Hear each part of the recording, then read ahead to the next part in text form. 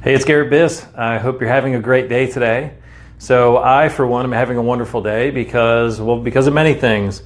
One reason is it's my birthday. So I get to celebrate the birth of my life, the anniversary of my birth, and get to reflect on some of the many things that have transpired over the last year of my life and think about and plan for some of the many things that I want to happen in the next year of my life. So I love thinking of a birthday as just a great time to reflect on the past and to get ready and prepare for the future. One of my mentors, Jim Rohn, he says, it's so exciting when we start a new year, whether it's a new calendar year or a new year of celebrating our birth when we have a birthday. It's a wonderful opportunity to take everything that we've learned up to that point and invest it in the future. So when you think about all the experiences that you've had, all the troubles, all the struggles, all the challenges that you face and overcome, and all the things that you've learned, the new skills that you've developed, when you reflect on that, it's wonderful to think about how you're going to take all those things that you now have and invest it in your future in that next year of your life. So I'm really excited because today is my birthday, and I'm also really excited because I get to do one of my favorite things on my birthday while I'm celebrating, and that's talking about things that matter to me, that have made a difference in my life, and things that I think can make a difference in other people's lives. So talking about things that are important with people that care about life and about making their life experience exactly what they want it to be. So thank you very much for joining me for this. And I'm excited to start, what I plan to do today is start a series where I'll be talking about some of the philosophy that I wrote about or that I shared in my book, The Spheres Approach to Happiness and Fulfillment. But what I want to do for you is share a little bit of the backstory, some of the stuff that didn't make it into the book. I want to share a little bit more of kind of what was going on in my life and how I came to understand and see the world through the context of this spheres approach, and share a little bit about how it's made such an impact in my life, because I think that'll be the best way for you to take anything, any value from it, and learn to apply it in your own. So I'm really excited. I'll spend at least the next couple days breaking down the spheres approach into into shorter topics, more digestible topics or sections, so that you can gain the most from it and apply it in your life. So before I begin talking really about the message or about the content of the spheres approach, I just want to share a little bit of the backstory and talk about where I was in my life and kind of what was going on and what drove me down this journey of discovering and really finding this what I've coined the spheres approach. So the message, I guess, began to come about in a time in my life in 2013. It was a really rough chapter of my life. I had many things going well for me in my life, but there were also a lot of challenges and struggles that I was facing, both in relationships and in career and financially. And I realized I was at a point in my life where I realized that even though I was pouring and investing all the time and the energy that I had into those things that were on my plate, I wasn't really getting the return for my investment of time and energy, of all the time and energy I was putting into work and into things that I was focused on. It wasn't providing the return to me that I would have expected.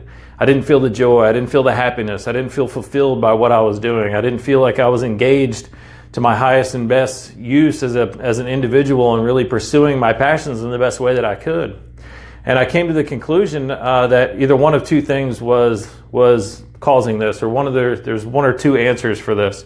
The first answer was that life was just supposed to be this miserable experience, and we invested our time and our energy into it, and we got and it wasn't something that we're supposed to enjoy, because from what I'd seen in my life, all the time and the energy that I was investing in those things that were on my plate, all those things that society would have suggested I was supposed to do, I was very successful in. I was chasing and pursuing things that I thought I was supposed to. I went joined the service right out of high school, and then I went to college and got a college degree, and then I went and pursued and made advancements in my career, and I had I had the house, I had the family, I had the lifestyle that everybody's kind of conditioned to pursue. But through that journey of finding all these things and doing all these things that I felt I was supposed to do, I wasn't really getting that return that I expected. So I thought, either life is just some sick journey where you're supposed to pour yourself into everything that's on your plate in the pursuit of this elusive happiness and fulfillment. Or what I was hoping was the reality, or the reason I was feeling this way, is because there were a lot of things about life that I just misunderstood. There were truths about life or assumptions or beliefs that I had about life that were false or that I just misunderstood. So hoping that it was that latter and that life wasn't just supposed to be some miserable experience, hoping that maybe there was just some things I had confused or things I hadn't gotten right along the way, it really started a time in my life, a reflective time, an introspective time, and where I went searching for solutions, went to search to challenge any beliefs that I had, any thoughts or assumptions that I had made about life, and see if there was something that I was misunderstanding or something I just wasn't getting right.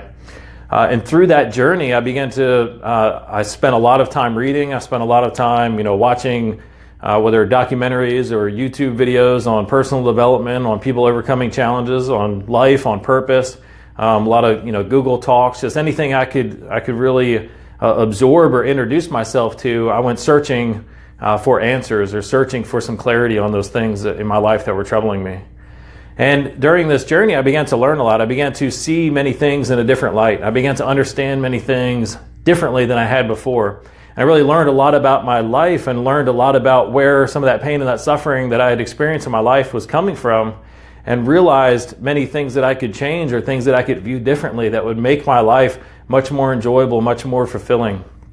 So through that journey, as I was introducing myself to many different books and many different videos and many different philosophies and ideas, I was journaling a lot so I could capture some of those points and really reflect on it and help me absorb the information much more and help me become one with that information of those new philosophies and beliefs. And through that, I realized that I was growing a lot and I was changing a lot and I was starting to understand a lot, and I was gaining a lot of information that would have saved me a lot of pain and suffering along the way had I only known that a decade prior or even a couple of years prior. And then I began to reflect on the fact that I was a father, and I think any parent, you would agree that one of our biggest goals in life is just to try and make sure that our children live a more fulfilling life and maybe stave off or avoid some of those challenges or those major points of pain and frustration that we lived in our own life. So thinking of my role as a father and all these things that I was learning, I really wanted to pass on some of this information and try to save my daughter some years of that struggle and that suffering that I had known, that I had created in my own life. And I thought the best way to do that was to pass on that information. Well, at this time in 2013, when I was really going through this period of my life, I was also deployed to Afghanistan.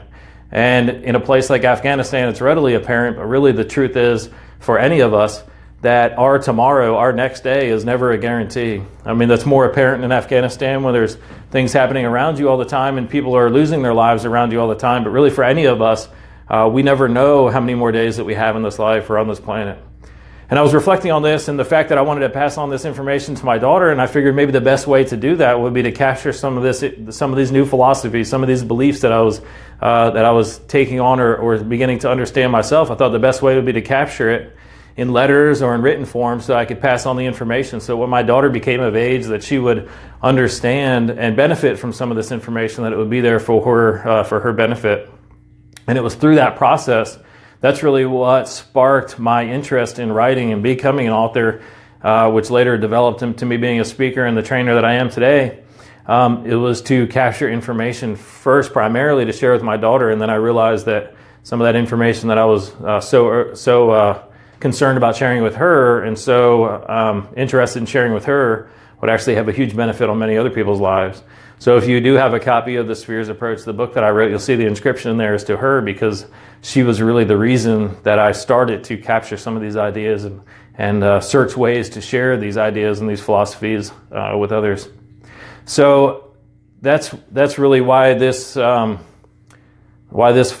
or the Spheres Approach is now in a book, but it also kind of sets the stage and understanding of why I was on this journey, this introspective journey, and on this journey of self-discovery at this time, which opened up my mind and my perception to things that were going on around me. And one of the biggest changes that I undertook in my life was the way that I viewed things that happen in the world around me, and more importantly, how everything that happens in the world around me affects me and how I affect those things in the world.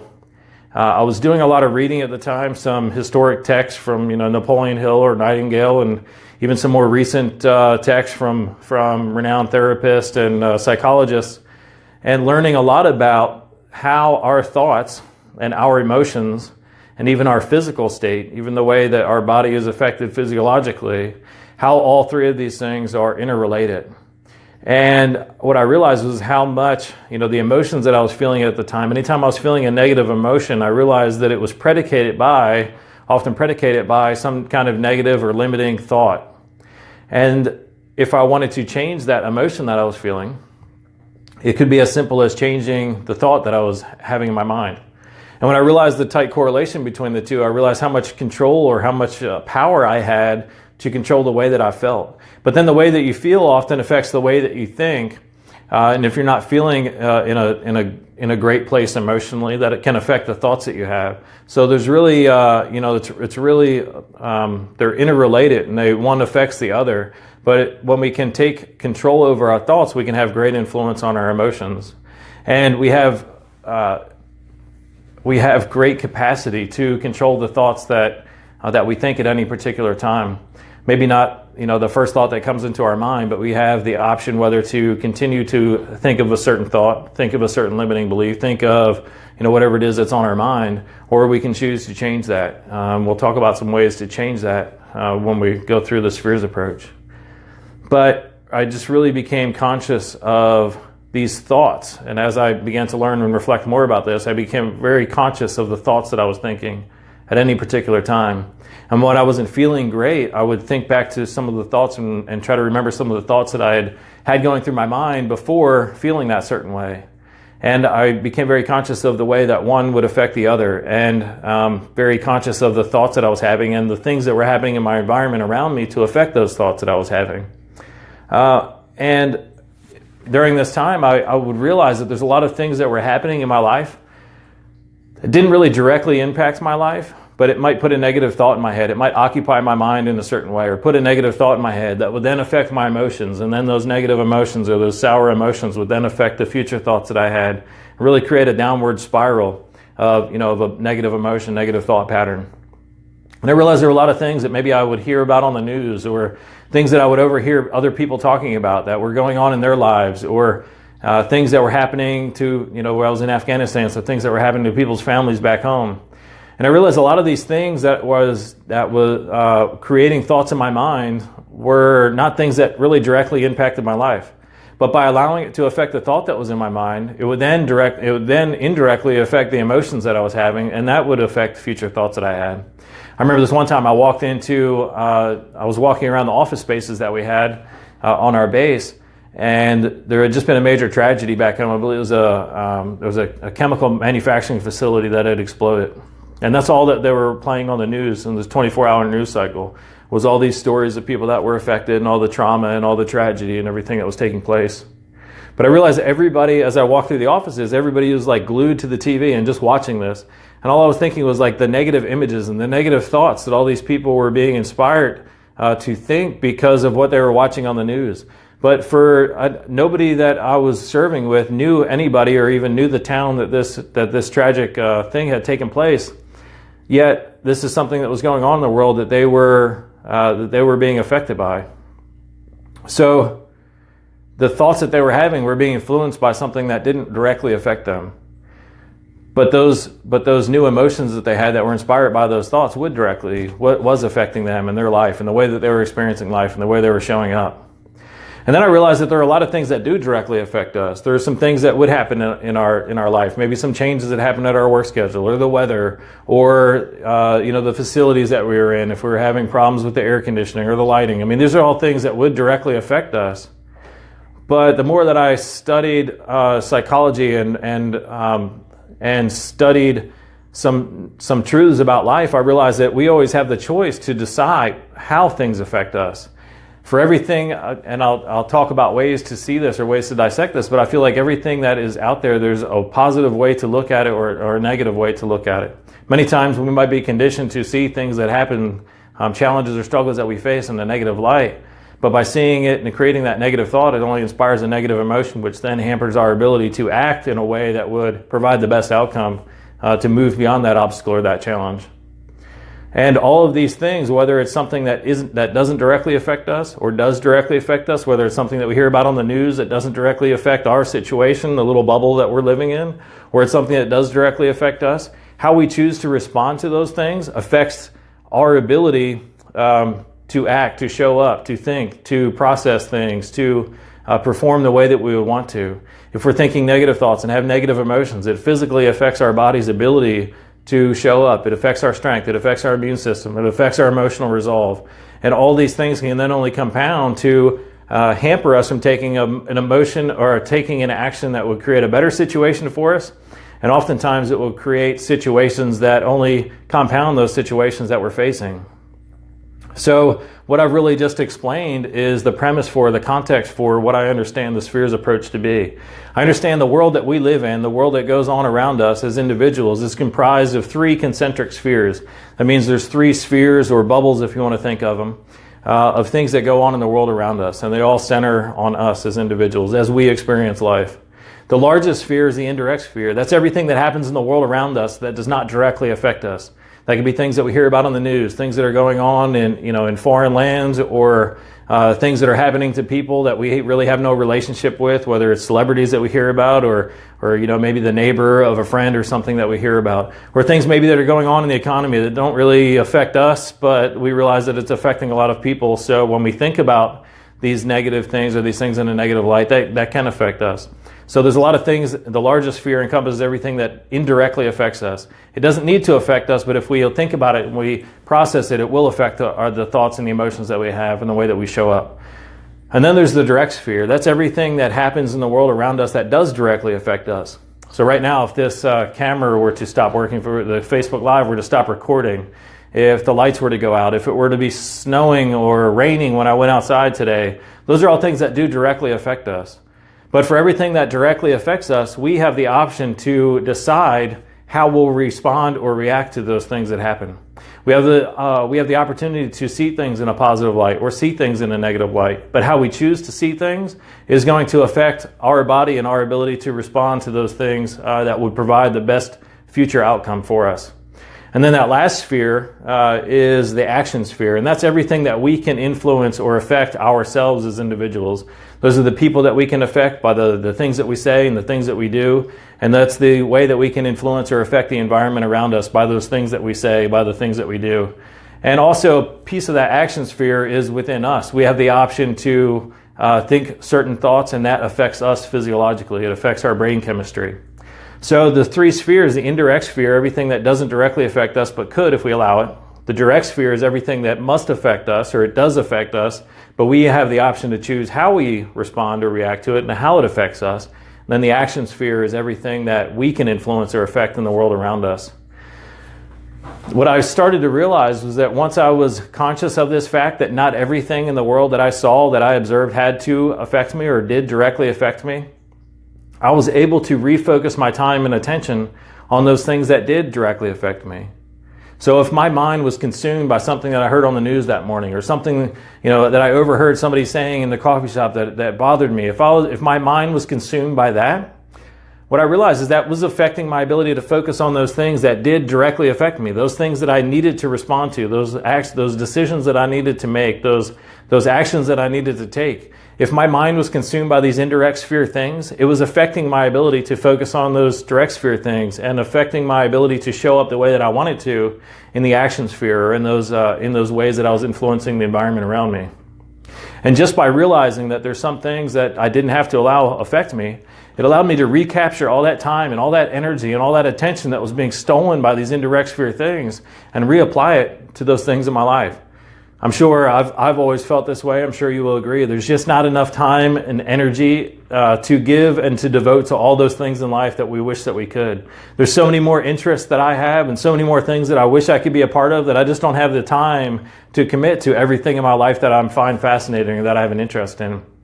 Well, if I'm allowing my time and energy to be stolen by things that don't even directly affect me, well, that's only robbing me from time and attention that I can apply to those things that I want to invest my time and energy into. So that made a huge shift in my life experience and in the way that I really went throughout the day, because it empowered me to engage those things that I was fascinated by that much more thoroughly. And it really helped empower me by giving me that extra time, that extra energy, that extra attention that was being stolen. It gave it back to me so I could invest it in those things that were most important.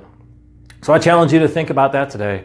If you find your mind wandering, if you find your mind consumed by something that's bothering you, by something negative that you've overheard, or something that's been going on in the world around you, if you find your mind consumed by that, I challenge you to recognize that and just ask yourself, is this something that directly affects me? Do I need to respond to this in a certain way? Or if I didn't respond to it, would I even influence or change anything that was going on in the nature of that? If you're worried about, something that happened, there's been recent tragedies out in California, and it's very tragic for the people that it's affecting directly.